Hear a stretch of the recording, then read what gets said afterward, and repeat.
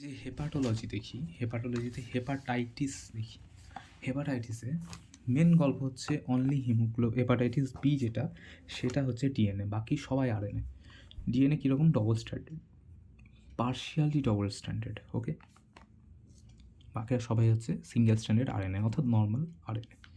Hepatitis D যেটা আছে সেটা বি এর সাথে কো ইনফেকশন হয়।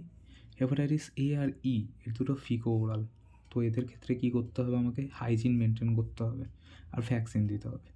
পর্ক আর শেলফিশ থেকে হেপাটাইটিস ইটা ছড়ায়। হেপাটাইটিস সি এর কোনো ভ্যাকসিন নেই, তো এটাকে কী করবো? আমি ডাইরেক্ট অ্যাক্টিং অ্যান্টিভাইরাল থেরাপি দেবো। কি? লেডি প্যাসভির, এটা আমি ডাইরেক্ট দেবো, এর ম্যানেজমেন্ট। হেপাটাইটিস বি আর ডি কী থেকে হয়? সেক্স, সিমেন, ভাজাইনা, ব্লাড, বেবি, এগুলো থেকে, ওকে। এবার ভাইরাল হেপাটাইটিস যদি হয় তাহলে আমার কী কী হবে? তো হেপাটাইটিস তো লিভার ইনফ্লামেশন হবে, আর্থালজিয়া, র্যাশ, এগুলো হবে। এই জিনিসটা পড়ার দরকারই নেই অ্যাকচুয়ালি, ঠিক আছে? এটা শুরুতে লিখেছিলাম, এখানে পুরো জিনিসটা প্যাথোফিজিওলজিটা পুরো বলছি। তো প্রথমে যদি হেপাটাইটিস বি দেখি, হেপাটাইটিস বি যেটা আছে সেখানে ডবল স্ট্যান্ডার্ড ডিএনএ,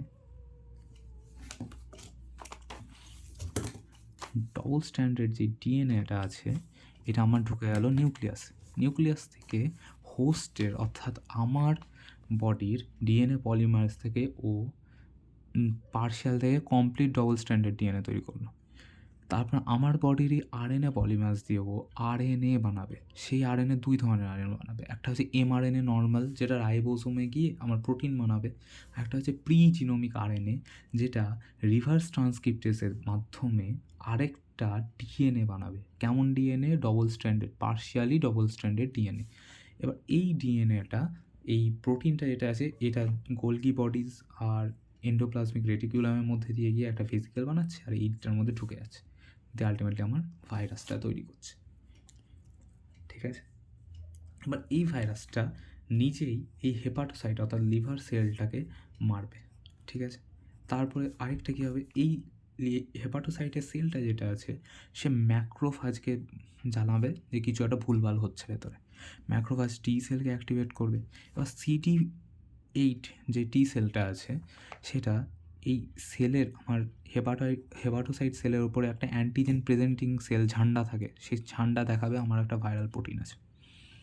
তো CD8 একদিকে MHC1কে ডিটেক্ট করবে, অন্য হাতে ভাইরাল প্রোটিনটাকে ডিটেক্ট করবে। তখন পারফোরিনস পাঠিয়ে দেবে, দিয়ে সেটা এই হেপাটোসাইট সেলটাকে ফুটো করবে। আরেকটা গ্র্যান এনজাইম পাঠাবে বা এনজাইম পাঠাবে, সিম্পল, সেটা এই ফুটোর মধ্যে দিয়ে ঢুকে আমার এই সেলটাকে কিল করে দেবে। তাহলে এই সেলটা দুইভাবে মরছে, একটা হচ্ছে সুইসাইড করছে, ও নিজেই জানাচ্ছে আমার মধ্যে সমস্যা হয়েছে, তো ইন্টারফেরন ম্যাক্রোফাজকে বলছে, সেখান থেকে টি সেল বলছে, টি সেল গিয়ে ওই সেলটাকে সিম্পলি মেরে ফেলছে। আরেকটা হচ্ছে এই ভাইরাসটা নিজে মেরে ফেলছে, আলটিমেটলি আমার লিভারের সেলটা মরছে। সেম গোস এইখানেও, এখানে ABCDE, এখানে বিটা বাদ দাও, বাকি ACDE এরা সবাই সিঙ্গেল আরএনএ থেকে রাইবোসোমে গিয়ে প্রোটিন বানাবে, আর এই প্রোটিনগুলোর সাথে সাথে আরেকটা জিনিস বানাবে, আরএনএ ডিপেন্ডেন্ট আরএনএ পলিমারেজ। তো আরেকটা ভাইরাসও যখন এখানে ঢুকবে, নিজের আরএনএটা দেবে, এই আরএনএ পলিমারেজ ওখান থেকে অনেকগুলো আরএনএ বানিয়ে দেবে। আর এইদিকে তো ডিএনএ পলিমারেজ হ্যান এগুলো সব তো বানাচ্ছে, এই জিনিসগুলো, এগুলো সব একটা গোলি বডি এন্ডোপ্লাজমিক রেটিকুলামের মধ্যে দিয়ে একটা ভেসিকেলের মধ্যে প্যাকেজড হয়ে আসবে, তারপরে এই আরএনএটার সাথে মিশে আমার একটা পার্টিকুলার ভাইরাস বের করে দেবে। এবার আসছি আমি এইখানে, আমার এই সেলগুলো এই ভাইরাসটা তারপরে কী করবে? এই ভাইরাসটা নিজে এই সেলটাকে মারবে, লাইসিস করবে, ঠিক আছে? আবার এই ভাইরাসটার জন্য এই সেলটাও নিজেই নিজেকে মারবে, ওকে। কীভাবে মারবে? ইন্টারফেরন দেবে, সে বলবে ম্যাক্রোফাজকে, সে বলবে টি সেলকে, সেই টি সেল গিয়ে এবার একে নিজেই মেরে দেবে। তো এই দুটো জিনিস মারছে, আলটিমেটলি আমার সেলটা মরছে। এবার এইটা যদি আমার লিভার হয়, সেলটা যদি মরে, প্রথমে হচ্ছে ইন্টারলিউকিন ছাড়ে, সেই ইন্টারলিউকিনটা ব্রেনের মধ্যে গিয়ে আমাকে জ্বর হবে, ম্যালাইস হবে, ঠিক আছে। আর যে টক্সিনগুলো রিলিজ হবে সেই টক্সিনগুলো আমার ব্রেন স্টেমে গিয়ে যেটা এমেটিক সেন্টার আছে সেখানে বলবে বমি করতে, তা আমি হড়হড় করে বমি করব। একটা দিকে খাবার উঠবে এইদিকে,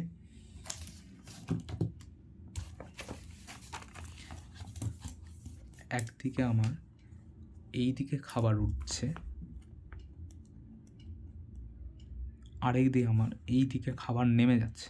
তো এইদিকে বমি হচ্ছে, অন্যদিকে মানে বমির সঙ্গে ডিহাইড্রেশন হচ্ছে, অন্যদিকে ডায়রিয়া হচ্ছে। দুটোর জন্যই আমার ইলেকট্রোলাইটে ইমব্যালেন্স হচ্ছে, ওয়েট লস হবে। তো এগুলো হচ্ছে প্রোড্রোমাল সিমটমস।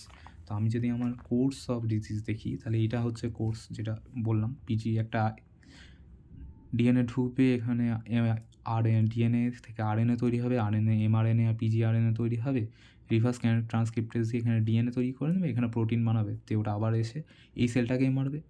আবার ইন্টারফেরন ম্যাক্রোফাজ টি সেল এসেও নিজেই এই সেলটাকে মারবে, আলটিমেটলি টক্সিন ছাড়বে, ইন্টারফেরন্স ছাড়বে, ইন্টারলিউকিন ছাড়বে, এবং তারা আমার প্রোড্রোমাল সিমটমস, অ্যাকিউটে প্রোড্রোমাল জিনিস দেবে, অর্থাৎ প্রথম জিনিসগুলো দেবে, fever, fatigue, malaise, nausea, vomiting, dehydration, diarrhoea, rash আর হাড়ে ব্যথা। বেশ, নেক্সট কী হবে এবার? নেক্সট হচ্ছে আমি ইচ্ছা করেই এই কালারটা ইউজ করেছি, খয়েরি, কারণ এটা হাগা রিলেটেড। আমার যেখানে আমার হিম যেটা আছে সেটা ভেঙে হিমোগ্লোবিন তৈরি হয়, হিমোগ্লোবিন ভেঙে হিম তৈরি হয়, সেখান থেকে আনকনজুগেটেড বিলিরুবিন সেটা লিভারতে গিয়ে কনজুগেট হয় এবং লাস্টে বডি থেকে বেরিয়ে যায়। এবার আনকনজুগেটেড যদি লিভারটা আমার মরে যায় এমনি করে, তখন আনকনজুগেটেড আকারেই বেরোবে। আর সব সেল তো মরছে না, কয়েকটা সেল হয়তো সুস্থ আছে, তারা কয়েকটা কনজুগেট বিলিরুবিন বানাবে। আলটিমেটলি আমার লিভার থেকে আনকনজুগেটেড বিলিরুবিন আর কনজুগেটেড বিলিরুবিন আসবে। আবার এইখানে বাইল থেকে আমার বাইল সল্টগুলোও আসবে। এরা সবাই আমার চোখে গিয়ে জমা হয়ে আমার কী বানাবে? ইকটেরাস, অর্থাৎ ইয়েলো স্কেরা। তারপর স্কিনটাকেও ইয়েলো করবে, অর্থাৎ জন্ডিস করে দেবে। তারপর বাইল সল্ট আছে, তো এটা জমে যাবে এইখানে, এইটা তারপরে কিটোন কনজুগেটেড বিলিরুবিন যেটা আছে, কনজুগেটেড বিলিরুবিন, এটা আমার ডার্ক ইউরিন তৈরি করবে। ওকে, অন্যদিকে এইদিকে ডার্ক ইউরিন তৈরি করছে, অন্যদিকে বাইল যেটা আছে সেখান থেকে বিলিরুবিন হয়, বিলিরুবিন ভাঙে, সেখান থেকে ইউরোবিলিনোজেন, সেখান থেকে স্টার্কোবিলিনোজেন হয়। কোথায়? গাটের মধ্যে। এবার যদি আমার সেলটা মরে যায় তাহলে আমার বাইল প্রোডাকশানটা কমে যাবে, বাইল কমে গেলে আমার বিলিরুবিনও কমে যাবে, বিলিরুবিন কমে গেলে আমার গাটের মধ্যে ইউরোবিলিনোজেন কমে যাবে, স্টার্কোবিলিনোজেনও কমে যাবে। তো যে হাগাটা আসবে সেটা পেল কালারের, অর্থাৎ ক্লে কালারের স্টুল হবে। এটা গেল 2 নাম্বার, ইকটেরিক ফেজ। অর্থাৎ কী হচ্ছে? ইকটেরাস, জন্ডিস, কালো ইউরিন, ক্লে স্টুল, লিভার বড়, এবং তার জন্যে পেন হবে। ওটাই লেখা আছে এখানে, yellow sclera, yellow skin, dark urine, clay stool, itching. Okay, last হচ্ছে রেজলিউশন ফেজ, অর্থাৎ সিমটমগুলো কমে যাবে, জিনিসটা সুস্থ হবে। এবার আমি আসছি ক্রনিক ডিজিজ হলে কী হয়। যদি ক্রনিক হয়ে যায়, অর্থাৎ আমার লিভার সেলটা এখানে মরতেই থাকছে আলটিমেটলি, তো লিভার থেকে যে এনজাইমগুলো আছে সেগুলো রক্তের মধ্যে বাড়বে, এএসটি বাড়বে, এএলটি বাড়বে, এএলপি বাড়বে, জিজিটি বাড়বে, বাইল থেকেও যেগুলো আসে এএলপি, জিজিটি, এগুলোও বাড়বে। তো আমি এলএফটিতে আমি এগুলো সব কটাকে জিনিস এলএফটিতে আমি চেক করতে পারবো। নেক্সট হচ্ছে এখান থেকে ক্লটিং ফ্যাক্টর বানায় লিভার, ক্লটিং ফ্যাক্টরগুলো কমতে থাকবে, ক্লটিং ফ্যাক্টর কমে যাবে, এবং তার ফলে আমার পিটিটি এবং পিটি এই দুটো টেস্টে আমি দেখব যে বেড়ে গেছে। ঠিক আছে, নেক্সট হচ্ছে এই প্লাজমা সেলগুলো আছে, তারা যে অ্যান্টিবডি রিলিজ করে সেটা ভাইরাসের সঙ্গে রিয়্যাক্ট করে, দি অ্যান্টিজেন অ্যান্টিবডি কমপ্লেক্স বানায়। এই অ্যান্টিজেন অ্যান্টিবডি কমপ্লেক্সটা এবার বিভিন্ন জায়গাতে জমে, যেমন হার্ট, হাড্ডি, ব্লাড আর কিডনি।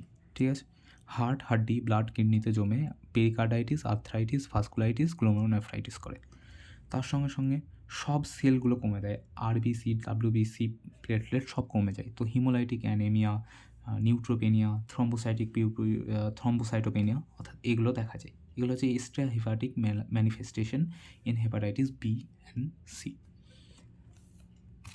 তো এই জিনিসটাই এখানে আলটিমেটলি লেখা আছে যে আমার লিভার এনজাইমটা বাড়বে, বাইলের এনজাইম বাড়বে, ক্লটিং ফ্যাক্টর কমবে, আরবিসি, ডাব্লিউবিসি, প্লেটলেটস তিনটে জিনিসই এরা একসাথে, তিনটে জিনিসই এগুলো কমবে।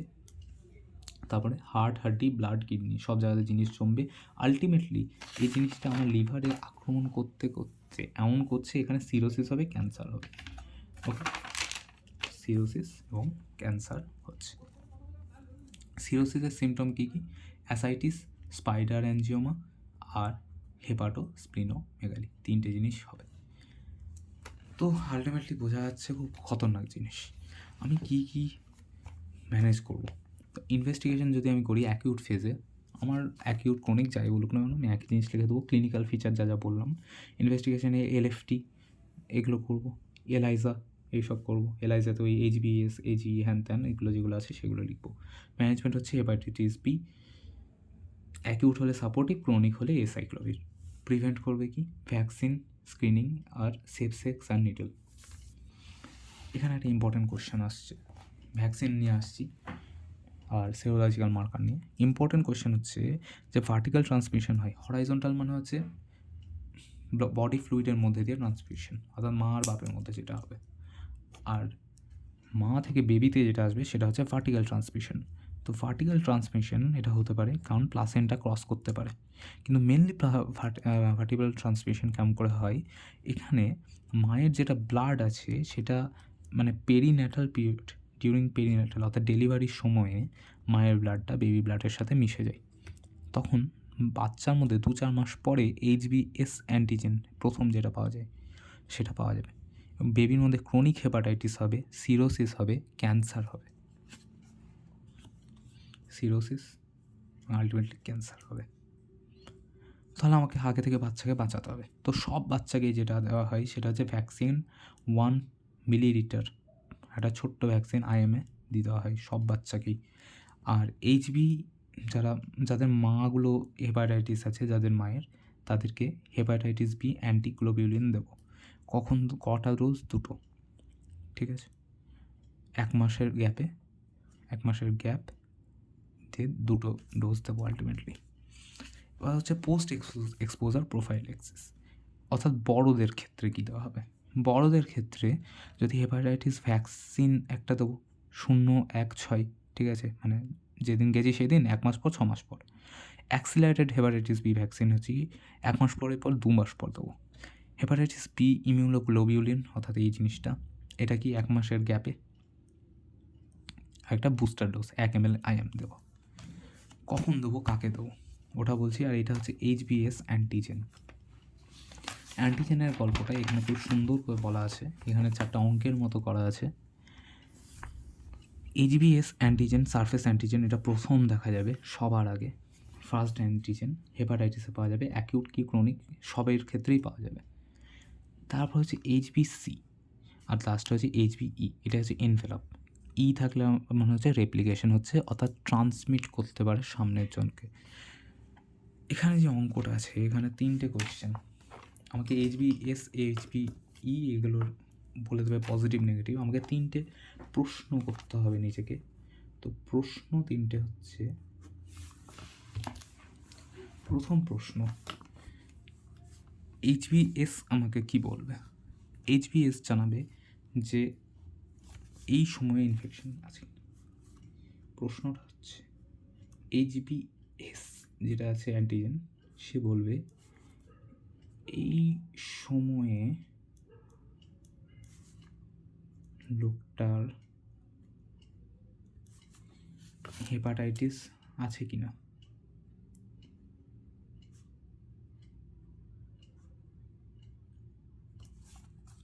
আর এইচবিএস এর যেটা অ্যান্টি এইচবিএস যেটা আছে,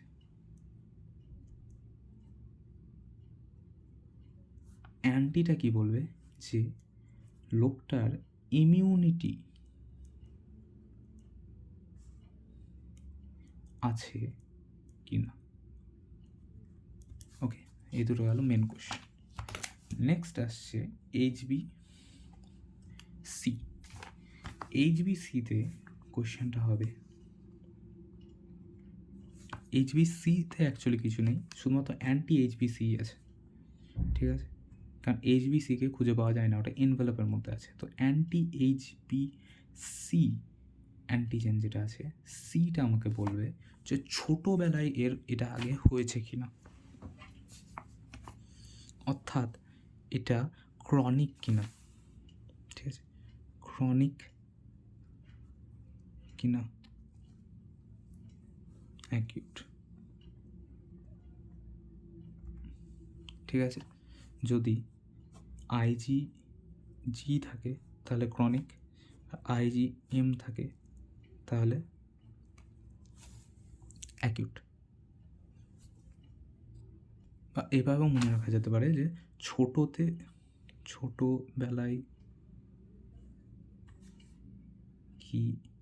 ছোটোবেলায় হেপাটাইটিস কি হয়েছিল।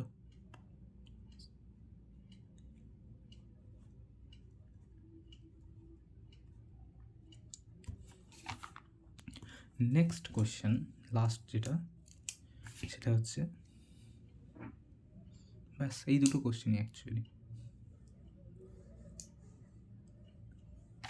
3টে কোশ্চেন, ওকে। সেটার বেসিসে এই কোশ্চেনগুলো হবে। যদি বলা হয় HBS, এখন মাথা পাওয়াটা হয়ে যাবে, এই জিনিসটা ফুল আপ করা যাক। তো এটা কেমন করে লিখবে, প্রথমে হচ্ছে ইনকিউবেশনে থাকবে আমার ভ্যাকসিন জিনিসটা, তারপরে অ্যাক্টিভলি হেপাটাইটিস হবে, তারপরে active chronic hepatitis with active replication হবে, ক্রনিক হেপাটাইটিস, তারপরে লো রেপ্লিকেশন হবে, লাস্টে রিকভারি হবে, আর শেষে আমি ভ্যাকসিনের গল্পটা লিখছি। তো ইনকিউবেশন পিরিয়ডে আমি একটাই জিনিস খুঁজে পাবো, তখন হচ্ছে যে HBS সারফেস অ্যান্টিজেনটা পজিটিভ থাকবে, ওকে। অ্যাক্টিভ হেপাটাইটিস যখন হবে তখনও সারফেস অ্যান্টিজেন পজিটিভ, সবসময় সারফেস অ্যান্টিজেন পজিটিভ যতক্ষণ ইনফেকশন থাকছে। শুধুমাত্র রিকভারি যখন হচ্ছে, রিকভারি মানে সুস্থ তখনই হচ্ছে ও যখন সারফেস অ্যান্টিজেনটা নেগেটিভ আছে, বা ভ্যাকসিনেও গিয়ে আমার সারফেস অ্যান্টিজেনটা নেগেটিভ থাকবে। তো এই কলামটা যেটা আছে সেটা মনে রাখবো, সারফেস অ্যান্টিজেন সবই পজিটিভ থাকবে। নেক্সট আমি যদি আসি যে আমার অ্যাক্টিভ রেপ্লিকেশনের খবর কে বলে আমাকে, অ্যাক্টিভ রেপ্লিকেশন হচ্ছে কি না যদি আগের পেজটা দেখি, সেটা বলে আমাকে ওকে।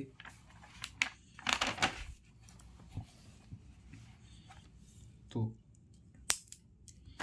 যেটা আছে বা HBE যেটা শুধু আছে সেটা হচ্ছে 6C কিনা, তো অর্থাৎ রেপ্লিকেশন হচ্ছে কিনা। তো অ্যাক্টিভ রেপ্লিকেশন যেখানে হচ্ছে সেখানে আমি HBE যেটা আছে সেটা আমি পজিটিভ পাবো, এবং সেখানে অবধিই পজিটিভ পাবো, ঠিক আছে, অর্থাৎ এগুলোও পজিটিভ, এত দূর অবধি সবটাই পজিটিভ। তারপরে রেপ্লিকেশন বন্ধ হচ্ছে, অর্থাৎ এগুলো নেগেটিভ আসবে, ওকে। তারপরে আমি যদি দেখি যে ক্রনিক আর সি আমার কি বলে, সি হচ্ছে আমার ক্রনিক কি অ্যাকিউট সেটা জানাই, অর্থাৎ এটা কি প্রথম হয়েছে নাকি আগে হয়েছে। এটা কি আগে হয়েছিল, ইনকিউবেশন পিরিয়ডে আছে, এটা আগে হয়নি, অর্থাৎ এটা নেগেটিভে যাবে, ঠিক আছে। অ্যাক্টিভ যখন হয়েছে তখন আমার এই জিনিসটা, অর্থাৎ HBC যেটা আছে, নীল কালি পেন করি, সেটা আমার এখনই হচ্ছে, প্রথম হয়েছে, তো আমি IgM পাবো। তারপরে ক্রনিক হয়ে গেছে, তার মানে IgG পাবো, ঠিক আছে। তারপরে হচ্ছে নর্মাল IgG চলবে। ভ্যাকসিনের ক্ষেত্রে নাথিং, এখানে কিছু পাবো না, বাকি IgG ওইটাই চলছে। বেশ, এগুলো হলো 3টে, এই দুটো হলো অ্যান্টিজেন আর এটা হচ্ছে অ্যান্টিবডি। অ্যান্টিবডি কখন তৈরি হবে, রিকভারির টাইম থেকে শুরু হবে, ঠিক আছে। তো এই অ্যান্টিবডি রিকভারিতে পাবো আর ভ্যাকসিনে পাবো, বাকিটা নেগেটিভ যাবে। সেম গোজ ফর দিস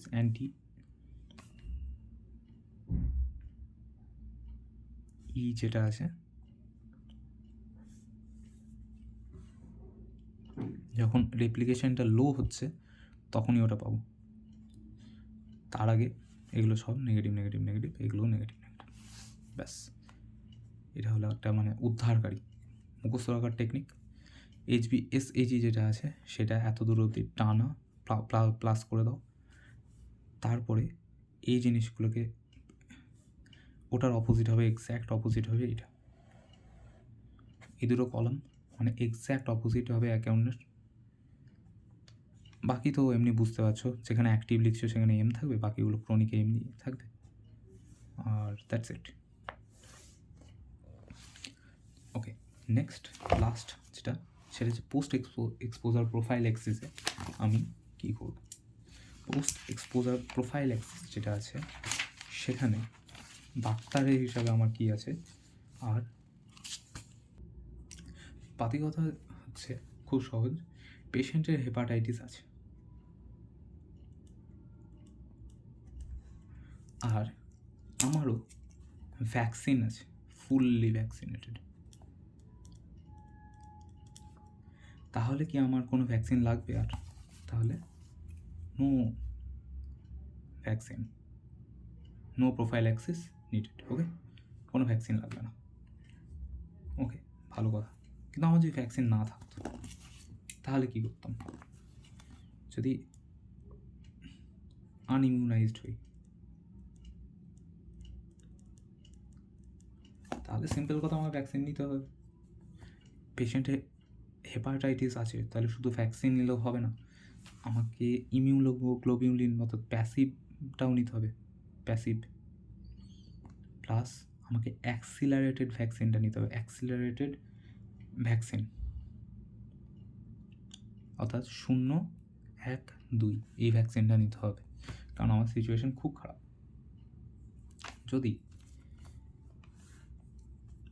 আমি ইনকমপ্লিটলি ইমিউনাইজড হই, ইনকমপ্লিটলি, তাহলেও আমাকে পুরো ভ্যাকসিনেশন নিতে হবে, ভ্যাকসিন নিতে হবে।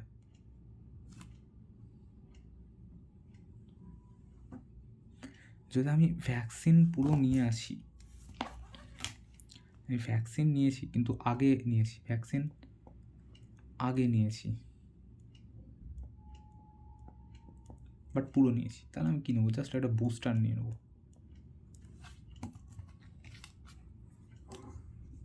ওকে, এটা একটা সিচুয়েশন।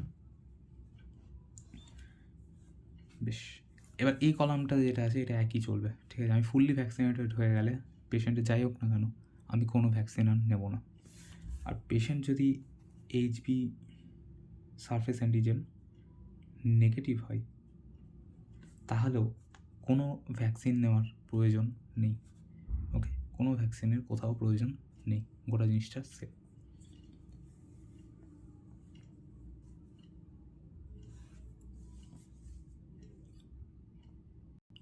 এবার আরও দুটো স্ট্যাটাস হতে পারে, যে আমার সারফেস অ্যান্টিজেন অর্থাৎ HBS অ্যান্টিজেন এর স্ট্যাটাসটা আননোন, এখানেও তাই, কিন্তু এটা হচ্ছে হাই রিস্ক পেশেন্ট, এটা হাই রিস্কের পেশেন্ট, আর এই লোকটা হচ্ছে আনইমিউনাইজড, তাহলে এখানেও আমার সেম জিনিস, আমি এই একই জিনিস এখানেও দেবো। ওকে, আর যদি ও লো রিস্ক পেশেন্ট হয় তাহলেও আমার, যেহেতু এর অবস্থা খুবই খারাপ, তো এখানেও আমাকে সেম জিনিসই করতে হবে। অ্যাক্টিভ ভ্যাকসিনেশন আমি দুটো জায়গাতেই দেবো, অ্যাক্সিলারেটেড ভ্যাকসিন। ওকে, এখানে আমি অ্যাক্সিলারেটেড ভ্যাকসিন এখানেও দেবো। মাঝখানে এই জায়গাটা আছে, এই জায়গাটাতে আমি এখানে সবাইকে বুস্টার দেবো, কোনো চেঞ্জ নেই, নো চেঞ্জ। এখানে যেটা আছে আমি তাহলে টেস্ট করবো সোর্সকে, টেস্ট দ্য পেশেন্ট, তারপরে ওই একই জিনিস পুরো ভ্যাকসিন দেবো, অর্থাৎ জাস্ট বড় করা হয়েছে সেম জিনিস। যদি ইন আ ভেরি শর্ট আমি বানাই, এত লেখালেখি না করে আমি এক্ষুনি বানিয়ে নিতে পারবো, আমার এটা যদি বক্সটা হয় তাহলে কটা 1 2 3 4 5 1 2 3 1 2 3 4 5 আর এখানেও আছে 1 2 3 4 5 তো 1 2 3 1 2 3 4 5 এটা হলো আমার খাপে খাপ। তো আমার এখানে একটা এলো সিম্পল হিসাব, পেশেন্টের হেপাটাইটিস আছে, পেশেন্টের হেপাটাইটিস নেই। যেহেতু পেশেন্টের হেপাটাইটিস নেই তাহলে কিচ্ছু লাগবে না আমার। যদি আমি ফুললি ভ্যাকসিনেটেড আছি তাহলেও আমার কিচ্ছু লাগবে না, নো প্রোফাইল্যাক্সিস ইজ নিডেড। ওকে, যদি আমি পার্শিয়ালি আমি আগে ভ্যাকসিন নিয়ে থাকি তাহলে আমি সব কটাতে বুস্টার নেবো, বুস্টার। যদি আমি ইনকমপ্লিটলি ভ্যাকসিনেটেড হয়ে থাকি, তাহলে আমি সব কটাতে ভ্যাকসিনের কমপ্লিট কোর্স করবো। ওকে, আর যদি আমি বোকাচোদা হয়ে থাকি, আনইমিউনাইজড, তাহলে আমি প্যাসিভ অর্থাৎ ইমিউনোগ্লোবিন দেবো এবং অ্যাক্সিলারেটেড ভ্যাকসিন দেবো সব কটাতে সেম। ঠিক আছে, এখানে স্ট্যাটাস কী হতে পারে, একটা হেপাটাইটিস হয়েছে, একটা আমি হয়েছে কিনা জানি না কিন্তু হাই রিস্কের পেশেন্ট, আর একটা হয়েছে কিনা জানি না কিন্তু লো রিস্কের পেশেন্ট। ব্যাস, দ্যাটস দ্য হেপাটাইটিস।